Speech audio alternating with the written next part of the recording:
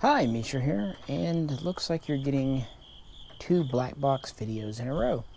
Well, to be fair, the last video was only partially a Blackbox, so here we go. The reason I'm putting this up now is as I just posted a video on the main Mishaco channel. It's actually uploading at the moment while I record this. I haven't officially titled it, but it's going to be something like Reasons Why I Own Guns or something like that.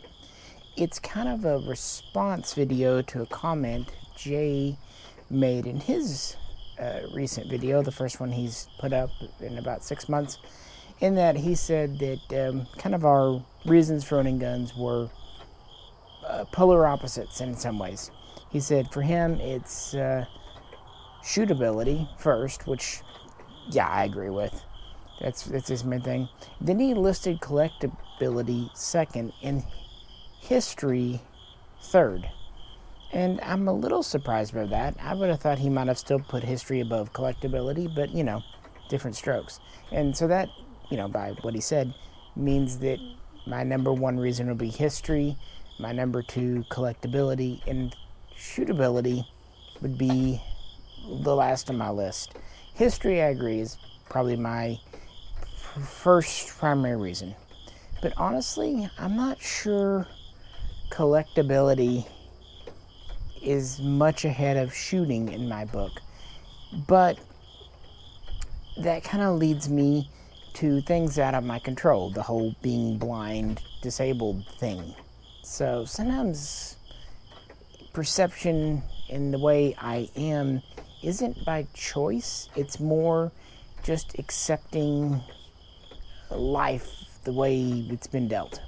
Anyway, in that video, I went over, a total of 14 guns, but the main thing, 12 guns. And I showed examples from 4 categories: handgun, shotgun, pistol caliber carbine, and rifle caliber rifle.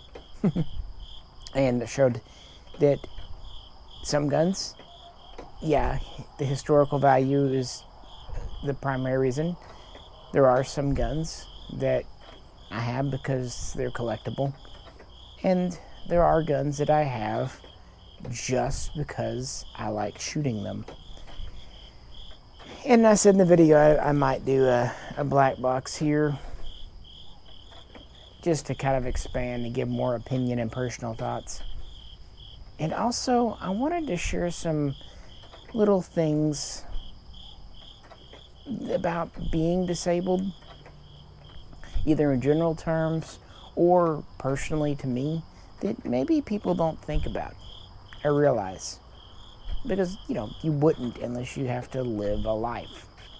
And it's not always bad. Sometimes far from it. But yeah, thought I would just chat with you about that for a minute before I turn in for the day.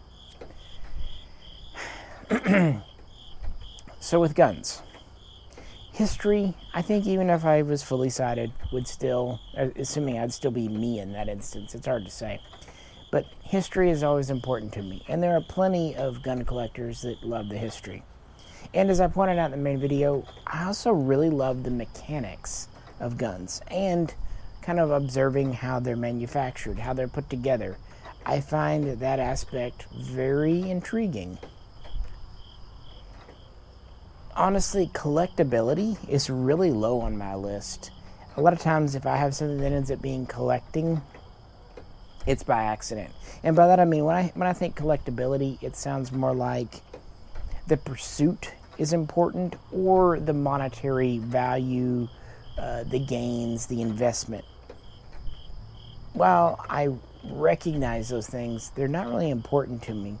And I don't especially enjoy the pursuit of a new gun. I do like, when I first get it, it's always kind of that nice rush when you first pick it up or it first comes in the mail, sure. But pretty much all of mine, I cycle through. Even if I'm not able to take them to the range as much as I'd like, I kind of visit them in the gun safe or bring them out every few months and just handle them, clean them, take them apart, keep myself familiar with their feel, their essence. And a lot of guys that I've met that are really into the pure investment collector, well, the investment guys, let's be honest, they never even really take the guns out of their boxes. They just tend to leave them there. And I can't imagine anything more boring and frankly depressing. But hey, whatever. The more other collector guys, they'll get a gun. They really enjoy the rush of getting it. But then once that's over, they'll stick it in the back of the gun safe. And I know this because I've talked to customers who literally haven't put hands on a gun for 2 or 3 years that they have. Or longer. I had one guy say 10 years for some of his guns. And yeah, I don't know about that either. If nothing else, I would definitely want to inspect them to make sure that, they're still in good shape. Nothing's happening, no rust or just, I don't know, drying out of wood or... As far as shooting, like a lot of people, that's how I got into it. And if it were up to me, I would shoot very frequently. And I know that you realize this, but not being able to drive kind of sucks. And it really impacts shooting. Because in other walks of life, so say I lived in a big city, I can use public transport. Sure, no problem. But there's no real way to use public transport to go to the range. Plus, of course, most cities don't even have a range you could go to. If you're going to shoot guns, you need private transport. And, well, not only do I have to rely on others, it has to be a time when their schedules mesh up. You know, if I need to go to the store, I ask a friend to take me. He dedicates an hour or two of his day. But to go to the range, all said and told, that's getting someone to essentially, give up or block off their entire day. And that's difficult to do. And I completely recognize that. And so sometimes I'm just kind of loath to do it. But yet it does make me wistful. I would enjoy going out whenever I wanted. And I would even enjoy trying the target shoot. For example, the Set Me LVS that came in recently with the British suit scope. That's an interesting optic. I would really enjoy using that, I think. But yeah, so it goes. I would also really love to shoot the SVD Dragunov or the PSL or the Yugo M76 for accuracy. I still enjoy having them. Yeah, for the history, the collectability, the mechanics. Unfortunately, I can't really get a lot out of them for the shooting, except to go, it does work, and it does have a nice trigger. Another thing I sometimes run into with guns, and especially shooting, and I know this sounds really bad, but I honestly kind of get the point of view of these people. They say, what's the point? You can't appreciate them, you can't shoot for, it's a waste, I've even had people tell me, for you to own guns. And while they're probably just trying to be jerks, I do think there's a sincere thing there, because, I'm not able to 100% enjoy and understand taking a gun to the range. The thing is, I am able to enjoy, say, 20% of it. And in my mind, I would rather enjoy what I can, as limited as it may be, than nothing at all. 20 compared to 100 is not great, but, 20 compared to 0 and 0 compared to 100. Do you see what I mean? I would rather enjoy what I can and not worry about what I can't than just not do anything at all. And that's often how a lot of things in life are for me. I recognize that there's a lot of stuff that I'm only getting partial value or appreciation out of, but such is life. I didn't make this choice. No one did, and it's no one's fault. And yeah, there's no sense in focusing on what you don't have. It just sounds like a miserable life. And I will say this too. People act like there are serious reasons to own guns, and that if a person's a collector or only in it for the history or can't target shoot, that they're not really needing a gun. Like, oh, well, yeah, that's fine, you can have that, but, you can't shoot for accuracy, you can't shoot to hunt. I am really utilizing this tool, and you're just kind of a hobbyist or a, whatever. To that I call bullshit. Now, there are some professions that require a firearm. Obviously, being in the military, obviously being police, security. And in those cases, if your job requires you to have a firearm, they give you one. There are a few professions where you're not provided a gun that you truly do need it too. A farmer, a rancher, there's a lot of purposes behind those guns. And in the past, let's say during the Great Depression, the 1920s, the 1930s, especially here in Arkansas, hunting was legitimate. That's how you fed your family. Otherwise, people would have starved without hunting. So this is why you see a lot of Craigs and 1903s that have been sporterized, because people could afford that gun, but not a brand new gun out of the Sears catalog. And they, honest to God, needed it to keep their family alive.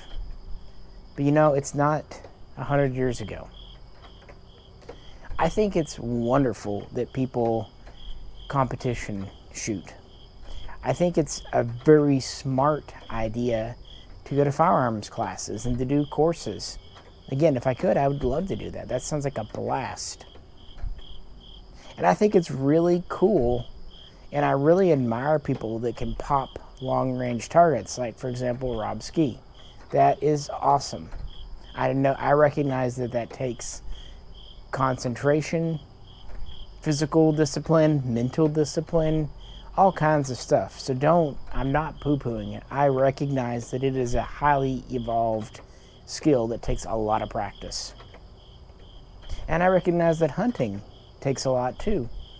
There's a lot of skill in trying to figure out where to set up. A lot of patience and kind of involved, and taking one perfect aim shot. Here's the thing. Those are all voluntary. No more, no less than what casual plinking shooters do. People don't hunt because they need to eat now. No, don't get me wrong, they hunt, and some people, they do eat what they kill. I think everyone should. But they're not doing it because they can't afford or find food. They're doing it as a sport, as a recreation, and the food is just a dividend. The same thing often goes with the 3-gun matches and other courses and things. It's mostly to be out there to socialize and to hone your skills. But let's be honest. I've heard people, kind of joking about me shooting dirt clods. Fair enough. I think it's funny too. But let's be honest. Most of those same people are shooting pieces of paper.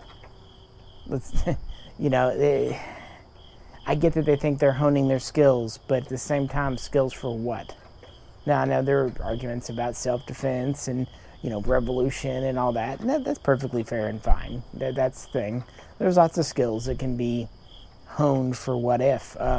Becoming a proficient canner is also not a bad thing if you're kind of saving up for the apocalypse.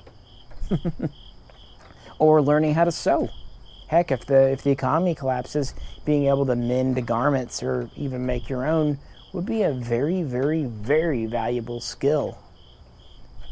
So there's lots of things you can do, not just learning how to shoot a gun well.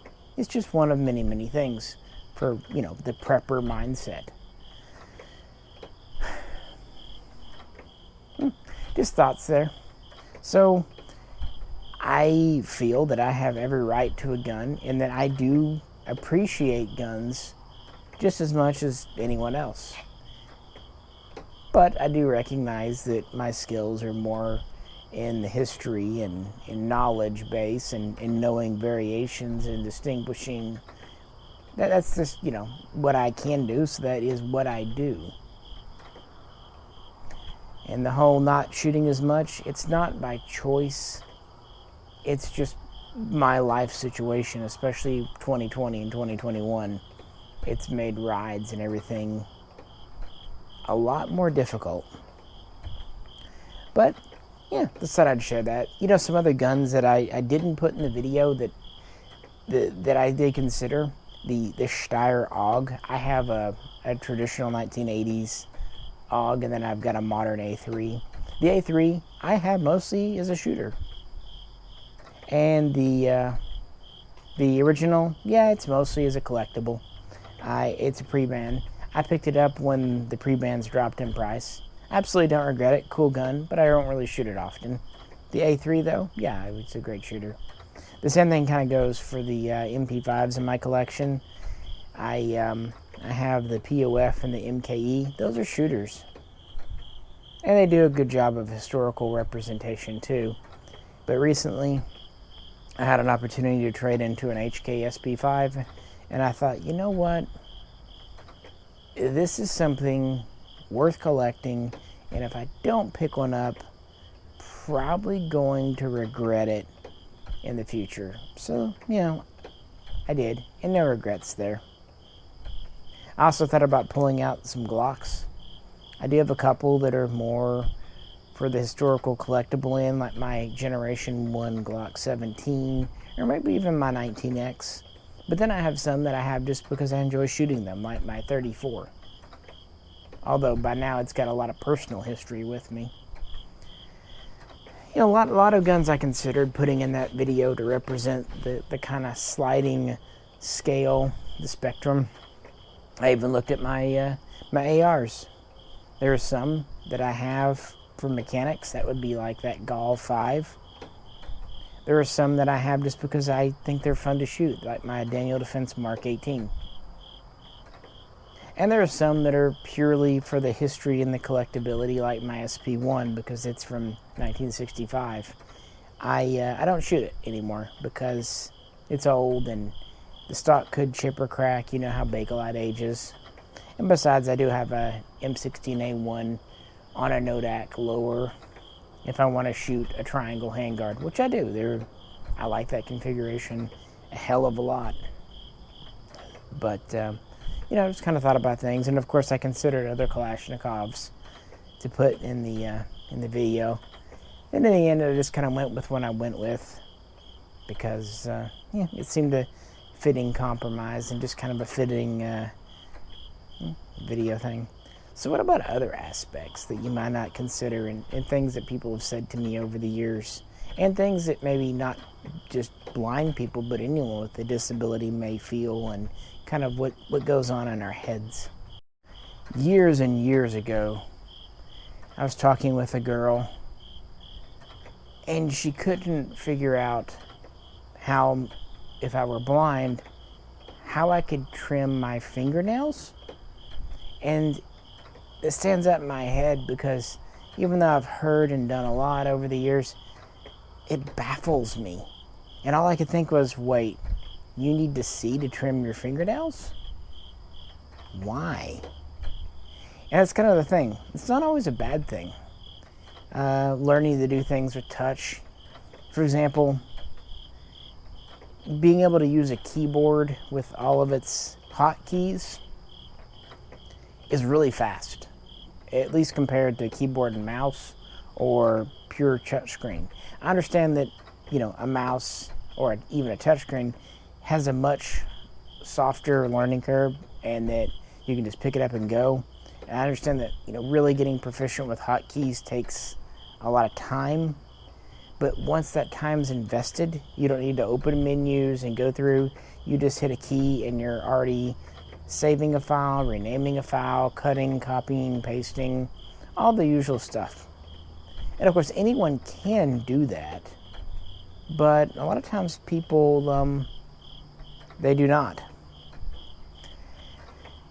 Of course, on a computer, I can't see photos. And it's really funny because people that know me and know I'm blind, they will email me pictures all the time.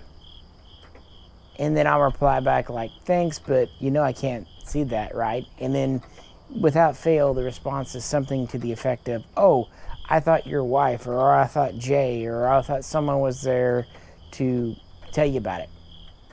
First off, I'm often here alone, especially during the day. Secondly, even if I showed my wife a gun picture, she would just say, it's a gun. She doesn't know guns. And yeah. And so I often joke that no, unfortunately, the government doesn't provide us with like a reading gimp that we can keep in the closet, Think of Mr. Slave. Just think of a Mr. Slave that I could have in the closet. Mr. Slave from South Park. They would just pop out to look at things or read pictures to me. I also often joke that I've been trying to teach the cats how to do it, but even though I know they can read, they're not going to do it because, cats. But, funny things happen like that on a daily basis. And another things with phones, I don't have a smartphone. I've considered getting one. They do make software, but, people often say, well, this one has voice to talk or, this way, but they're not blind accessible. And by that I mean, well, just try picking your phone up with all those things, turn them on, but then close your eyes. You'll quickly realize that it doesn't read everything it needs to read, and more importantly, it doesn't tell you when you're touching a certain spot on the screen or whatever. It's just not accessible. So the only way is if I buy extra software to go on the phone. So that puts me at the phone itself, $800 to $1,000 now after taxes. And then, of course, the data plan, which is another $50 to $100 a month. And then the software, which is about $1,500. So you're looking at $2,500 plus an ongoing monthly expense. And I just don't really see the need. But the negative, the flip side is, well, I can't read or respond to text messages. And that's okay, really. That doesn't bug me too much. The one I really do hate, though, is I can't use caller ID. On the other hand, using a flip phone, just in the sense of it being a pure phone, not a miniature computer, it's a much better phone than a smartphone. By that I mean it's more ergonomic in your hand up and against your head. It fits in your pocket a lot more comfortably. It sounds better. And it has infinitely longer battery life. I use it for work, so I spend at least a couple hours a day on the phone. And even at that rate, I only have to recharge it every 3 to 5 days, depending on just how many hours. I like that. Oh, and the fact that it costs next to nothing in modern dollars. I mean, you can pick up a cheap flip phone for under $100 easy, or you can pick up the top of the line flip phone for $200, $250 tippy top. So yeah, I do like saving money, and that kind of gets back to the whole gun thing. I have chosen to prioritize that in my life. I am not wealthy. I never have been. In fact, I can almost promise you most of you out there make more money than my wife and I do. But we live modestly, not because we suffer. It's just how we are. We're just kind of modest people. Hell, she grew up in the Soviet Union. That'll teach you how to be conservative when it comes to spending. Trust me. And I grew up in rural Arkansas.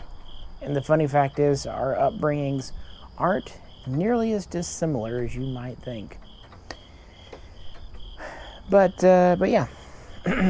Speaking of wives, dating is an interesting thing when you're disabled. In general, it does kind of suck. I'm not going to lie. There's a reason that a lot of disabled people don't end up married. It was tough enough when I was dating in the 90s. and that was before modern times. But it's hard to ask a partner, much less find a partner willing to accept a cripple as a long-time partner. Think of it. I know that, again, that kind of sounds bad, but really think about it. When you're dating someone, when you're in love, when you're getting married, all the conventional rules kind of go out the window. Because it's your partner. You need to share with them equally, 50-50. And it's bad enough if it's a woman in a relationship. I mean, it's sometimes hard for a disabled woman to do the typical things that women should, are expected by the majority of men to do around the house. But think about it on the masculine front. Men are typically expected to drive a big truck and go hunting outdoors, and also climb up on the roof to fix things and defend and all that stuff.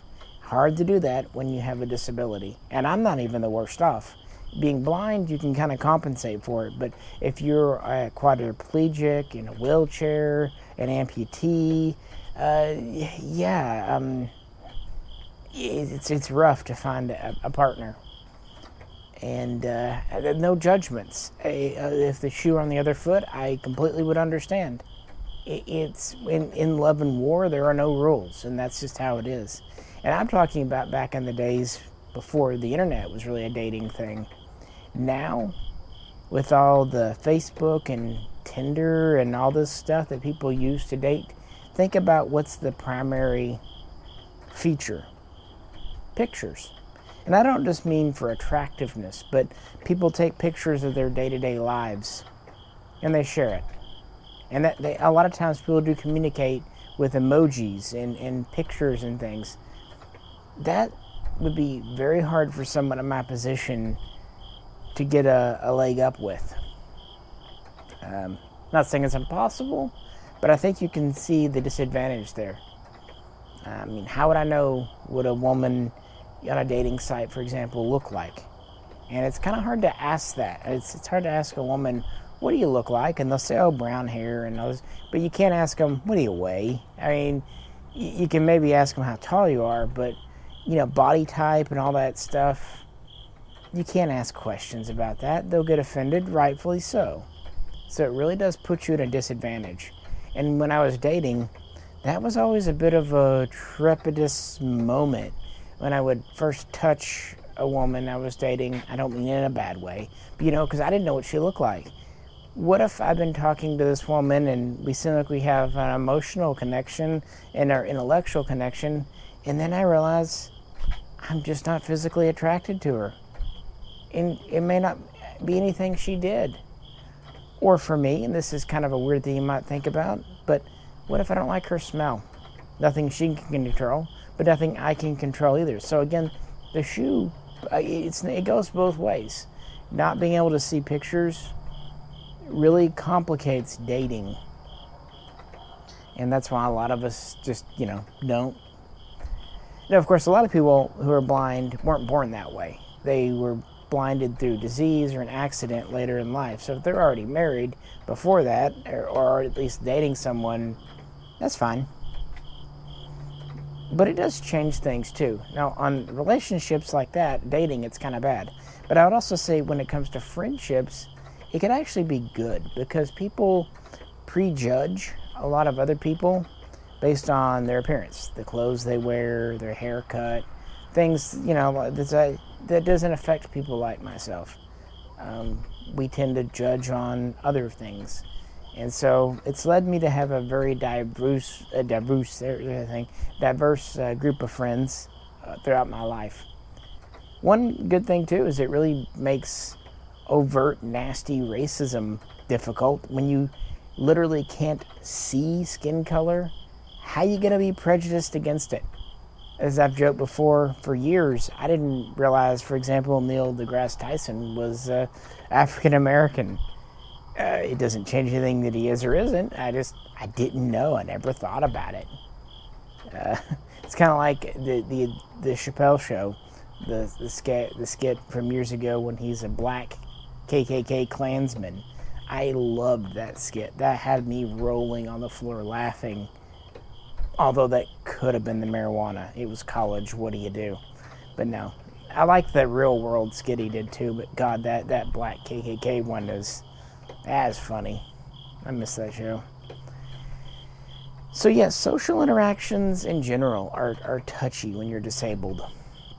And that does go to friendship too. I have a lot of friends who are willing to give me rides, but I try to be mindful not to ask them to do it too much. Because if you think about it, a lot of guys will meet with their friends. You both drive to the restaurant and have a burger together, go about your ways.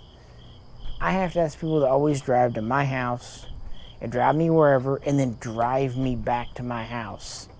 That effectively doubles their trip unless they live on my street.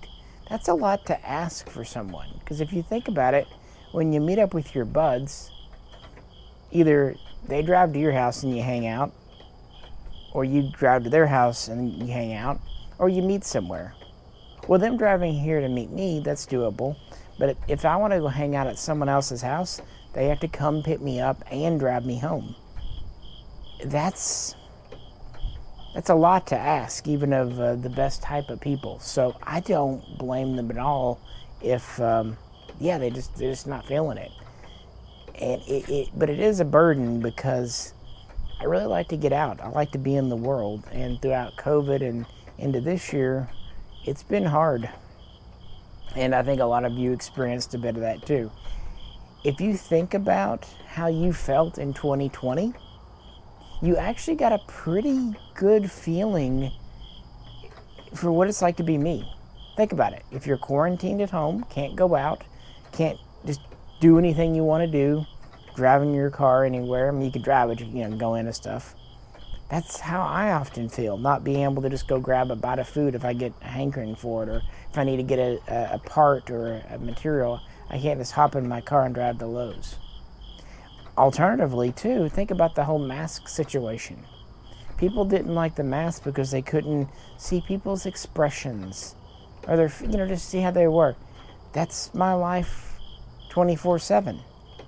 And it is. Not being able to see someone's facial expressions does make it a little difficult on the social level. Now, of course, I've learned to tune in to someone's voice, tone, intonation, their words, but that only takes you so far.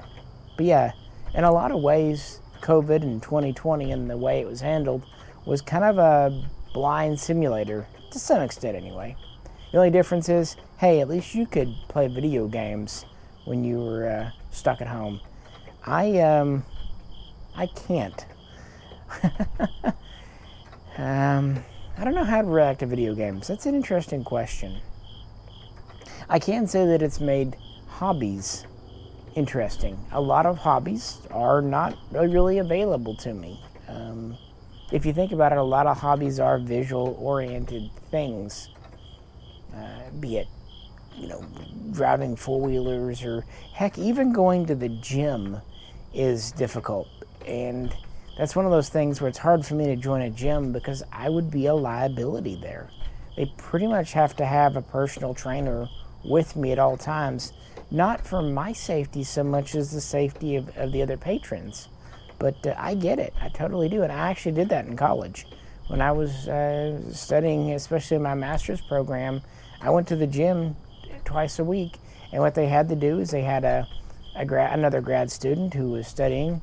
He basically worked as my personal trainer, and I got to know him, and we had a good relationship. But if I had to pay for that fully out of pocket, that would get expensive real quick. But such is life. It took me a while. I was, my hobbies here on this channel, and when I moved out of my folks' house and got into college, when I lived in the dorms, it wasn't really important. But when I got my first apartment with a girlfriend 20 years ago plus, I kind of decided I did need a hobby. Our next door neighbor, Charlie, played video games, and I really saw how much he enjoyed them. And I was like, I need something. And I actually first tried model building. This was really before Dcast was around. It was just the plastic models. And I had done some model building with my dad as a kid, but hadn't really touched the glue in 10 years. So I was curious about what a few Star Trek ships look like. For example, the Maquis Raider and the Enterprise. Oh, it was one of the Enterprises. Maybe it was the NX-01. I can't remember if this is when Enterprise. I think Enterprise had just come out. So I bought those and put them together, and that was fun. But then, by sheer happenstance, over a New Year's party, a friend of my girlfriend's, who ended up being a friend of mine, even though I know he was kind of crushing on her, and yeah, but it's cool. He was a cool kid. But he brought a gun out, and that got me back into shooting, which again I had done as a kid, but had really not touched in the 90s.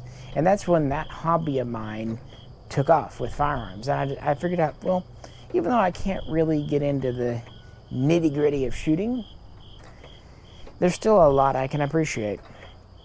And I wasn't even thinking about investment or collecting at this time. And my first several guns I picked up were actually modern. Although I did buy an early Walther PPK, because I'd always wanted one, and now that I was over 21, I could. But yeah, got into that. And that maintained as my hobby for quite a few years. But then I became an FFL, and it became my job. And I was yet again needing a hobby. And that's how I got into models again. And by this point, diecast was a thing. And so, yeah, diecast planes. And of course, the Eagle Moss Star Trek models were, that was cool. The subscription. I got to learn about how so many things looked thanks to Eagle Moss. I had no clue how so many ships looked. And a lot of people say, yeah, and say, well, no, there's been a comment every so often in the Eagle Moss videos that it's a shame that I can't see the beautiful paint job or this or that. I agree, but on the other hand, I at least know the shapes. Finally, I mean that's great. The knowledge, the data in my head now about, and when you say a ship from Star Trek or Star Wars or Battlestar Galactica, that was a revelation for me. Because BSG, the new one, came out long after I'd been done with being a kid. I had no idea what the ships looked like. In fact, the first time I picked up the re-envisioned Galactica or the re-envisioned Raider, it was not a disappointment, but it was not at all how I thought they looked in my head. I knew what the original Galactica looked like and the original Viper. And the new Viper isn't too far of a departure, but it was cool to finally know. Another one was the Raptor. That was a new one for this series, and I had no clue how it looked, and I think it's awesome in a chunky utilitarian way. So it's one reason I really like Eagle Moss. In fact, right now I have the Stargate, the Daedalus on order. Pre-order. It's supposed to be in November, and I'm really excited because I have no clue what that looks like, none at all. So it'll be literally an eye-opening day. Won't be able to see anything, but I'm sure my eyes will open when that box comes in. And the same thing goes for like the real world models. I mean, I did know what a MiG-21 looked like, but not all the variants. And yeah, there are plenty of planes that I just didn't know till I was able to get a little model. That's one reason I like 172 scale, is they're cheap enough, I can buy several, and they're small enough I don't need an entire house to store them in. If I were to do 132 or 148 scale even, they'd get real big real fast. But yeah, every model I own, I'll just sit and handle and hold and study it. And it is so cool to see how these aircraft look, or starships look.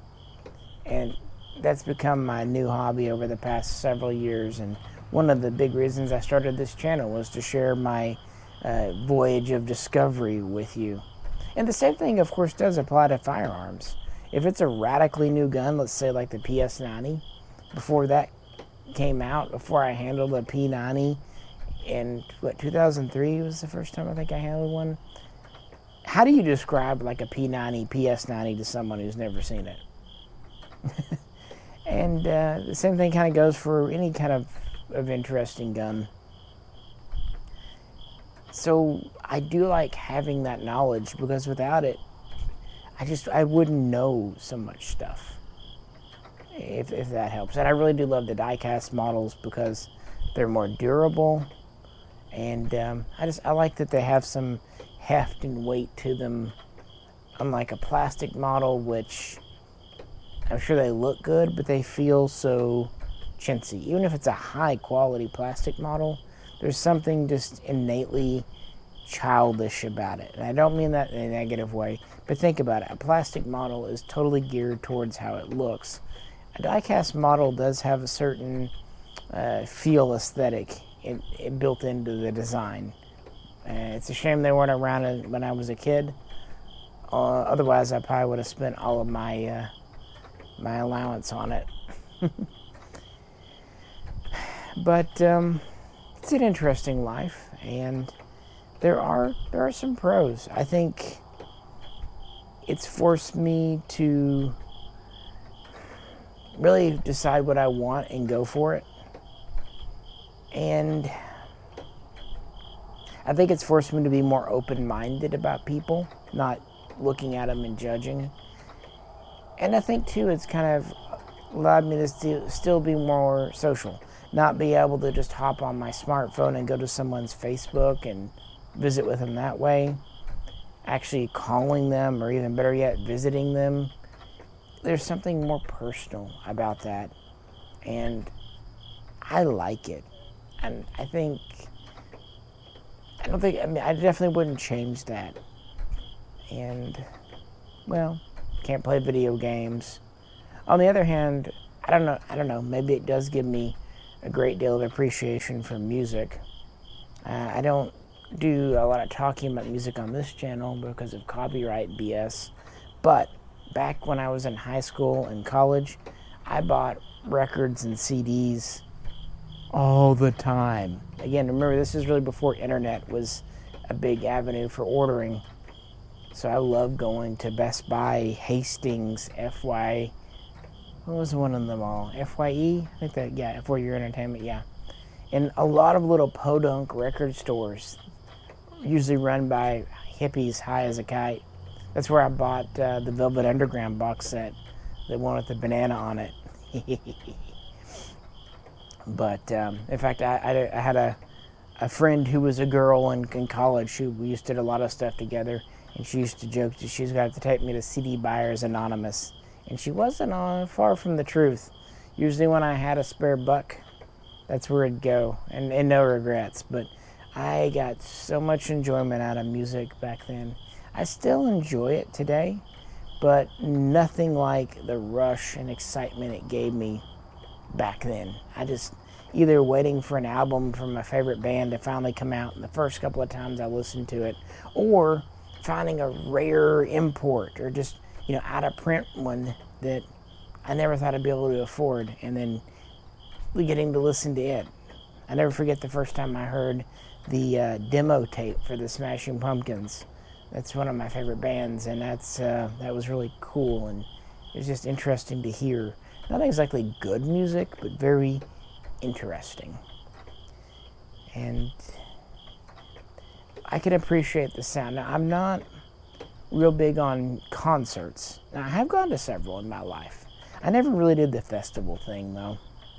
But I have been to, evening concerts. One time in a tornado, which was interesting. But so you can understand why a concert is less appealing to me than it might be, because there's a lot of a visual spectacle to a concert. And to be honest, I'm not a big fan of large groups of people. One-on-one or in small groups, I really enjoy hanging out with people. But when there's a big group, especially in a big room that's noisy, I think I get sensory overload, and then I feel very nervous, very agitated. I don't think that has as much to do with my disabilities, although you are limiting my hearing in that situation. And yeah, I think that's just my personality. I'm not a particularly loud person, And anyone who's watched my model or even gun review videos know I don't get in a huge hurry to talk about things. I'd rather contemplate what I say before it comes out of my mouth. Now, alcohol did help kind of get over some of that social anxiety. And also, going to parties at the frat house helped, because even though there would be strangers there, I knew at least the core guys, and they knew me. And yeah, I did enjoy partying in college, but that's about the only way I could really feel socially comfortable, was with a few drinks in me. Otherwise, it was just too nerve-wracking. But then, and especially now, as I record this even, I love being outdoors. I love the sounds of nature. Typically these days I'll listen to a book or something on YouTube or whatever while I'm out. But back when I was a kid and teenager, I'd just go sit out in the backyard on my swing for a couple of hours, and just, or at least an hour maybe, and just contemplate my day. No music usually, and it's just, just thinking. I don't know. I feel it good outside. I love the fresh air, and as long as it's not too hot, I can deal with the cold. So, while I have lived in big cities, I guess at the end of the day, I was born in the Ozark Mountains, and that's, I guess, where my blood is most happy. You know, we are what we are. There was no sense in fighting it, guys. But it did make growing up around here difficult. And people weren't mean to me. And those few guys who tried in school, I quickly just outsmarted them. I don't know how else to put it. Because it takes a pretty dumbass person to try to insult or fuck with someone who's disabled. Not just me, but anyone. But, yeah. But no, most people I grew up with were really nice to me. But nevertheless, as I said kind of at the beginning of the video, what makes a man? Well, it's playing football, or going hunting, or going mudding. If you don't know what mudding is, you can Google it. Cow tipping is not a real thing. That's another thing.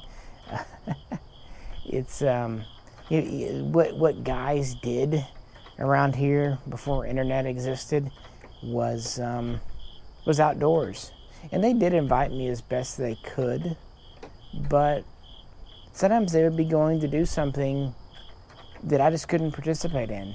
And intellectually, I understood why they didn't invite me, why my friends are off doing this thing that I couldn't do. But emotionally, it hurt to sit at home and be alone. And I know this because even my mother said later she felt, but it was no one's fault. That's just how life is. And growing up like that, learning to understand and rationalize that when you're young, 8, 10 years old, 12, it does teach you things at an earlier age. And that's one thing I would say about disabilities. The life lessons you learn as a kid are harsh and very hard and can be very traumatic. But if you can learn from them, they do get you to grow up faster and be more empathetic towards people. And I'll say this too, there used to be, I don't know if it's still this way, but there used to be this stereotype, especially on TV and all that, of the starchly independent disabled person who is grumpy and da-da-da. Sometimes that really does happen. But it's not your fault or anyone's fault. But when you have to live your life asking for help, even to do some of the most basic things, you do it the first time or the 10th time, no big deal. But when you do it the hundreds and thousandth time, you're tired of asking. The people around you that love you are tired of it, even if they'd never admit it. You get grumpy, and it's hard to deal. But that gets into us all being human. So that's one thing I'd say if you know anyone who's going through that. And you can see this with some older people too, as they lose their independence. It takes an emotional toll, and it's just people dealing with it. It's hard. It's hard to ask people, to need people for everything, because all a lot of us want to do is just live our lives and be independent. And not being able to do that is really, really sometimes humiliating. I don't know how else to put it. It can be so humiliating and demoralizing to have to ask people for things. And you know people want to do the nice thing, and you know it's bad to snap at them, but on the other hand, they have to understand too that, you know, just because someone's disabled doesn't mean they're an angel. They have the same human faults and foibles as anyone else. Sometimes we just have fucking bad days, and because we can't just go off on our own, we have to be around people. It's like, you know, you ever have that day when you just don't want to see anyone or be around anyone? Maybe you want to go for a drive, just be alone. We feel those days too. The problem is we don't get that luxury. We almost always have to see people. So yeah, it can be hard to deal with, and that kind of also contributes to relationships, both with friends and spouses. And it does take a special group of people that can accept and forgive that kind of thing. I'll never forget, I was in a job interview for a teaching position many moons ago, before I got married, but after I was already dating my wife, and I was at a local college, and the guy who was interviewing me, I knew, but he was kind of being a little barbed, a little provocative to me, kind of trying to be a jerk. And I thought, this is weird. Maybe he hadn't had his coffee yet. And he kept on, and I kept my cool, and then after a while he basically said, I'm sorry about that, but I was trying to see if you had a chip on your shoulder or not. If, you know, how you would take people being towards you, because, you know, students can be that way. And I didn't necessarily like him doing that, but I understood as an employer that was probably not a bad thing to do, because some people do end up with a chip on their shoulder, and can't really blame them. But the one thing to remember is the world doesn't owe you anything. And it's oftentimes no one's fault.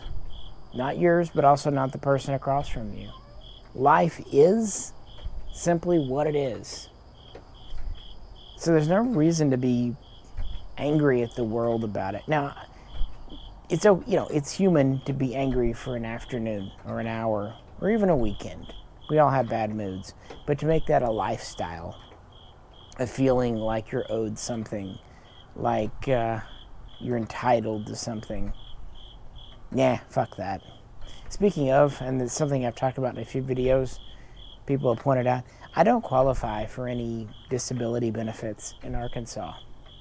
Not Medicaid, not Social Security. A big reason why is that I was born blind.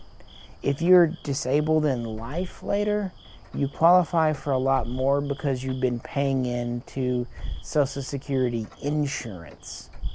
Now, there is a thing called SSI, which is Social Security income, but it's entirely based on your income. It's meant to keep people away from the poverty line.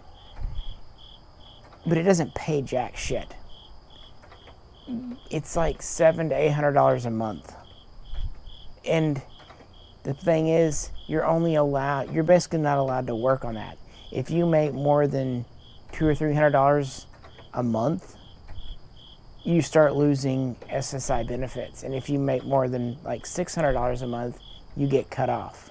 So that's right, they expect a grown-ass adult to live on under $1,000 a month. Now, the funny thing is, SSD, which is Social Security Disability Insurance, isn't income-based. It's disability-based. But that's because people pay in to it as insurance with every paycheck, with their taxes. So people that are born with a disability, we're in a different group. We're in a different bracket. Because we weren't disabled in life. We were just born this way.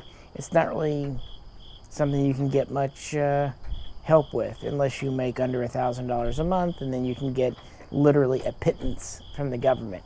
Now, there are other states like Missouri that simply give a small check, just a couple $100, but still some, to specifically blind people. Now, they pay other disabilities too, but regardless of your income, they give a small stipend.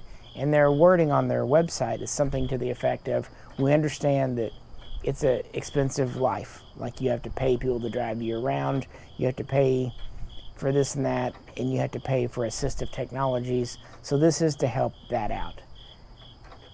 Maybe I'll do a full video on this subject matter one day, because it's really interesting and intricate. Also very frustrating, if you must know. I am not a fan of government bureaucracy. Who is, aside from bureaucrats? But I just, that topic has come up a little bit. And this isn't me just saying it. Don't say, oh, no. Look, I talked to 6 lawyers about it just a year or 2 ago. And throughout my life, I've checked in with various lawyers. So, yeah, if 6 disability attorneys in my state agree on it, then yeah, I'm gonna roll with that. Anyway, a little bit there about my life and who it is, what it's like, not just for me, but anyone with a disability. It's a different way of living.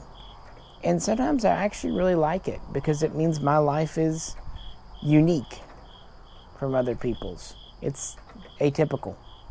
Doesn't make it better. In some ways it's worse. But it is certainly different. And whatever I am, have been, will be, normal, well, I'm not normal, for better or worse. So I think I do take some comfort in that. And hey, I try to appreciate what I am able to appreciate. And I try not to focus and dwell on what I'm missing and what I can't appreciate. Because what good will worrying about that do? This is my life. I didn't choose to be born. I didn't choose to be blind. But I can choose how I live my life, and how I accept it, and how I treat people, and what I do with my life. So instead of worrying about what I can't control, I just try to do the best I can with what I can control. And sometimes I fail. I fail spectacularly. Sometimes I'm a fucking idiot. Sometimes I'm a fucking asshole. But I don't want to be. And I don't want to waste what I have, because it's all I got. So, yeah. Well, I bet my video's done uploading now, so I think I'll let you go. I'm getting tired. But, yeah, a little bit more about me and guns and just my life.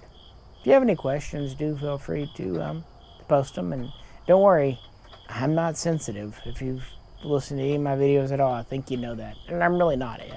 No, I'm not. I know what I am. I know who I am. I'm not offended at all. You might get a kind of a sarcastic answer from me, a cheeky answer, but that's just joking between.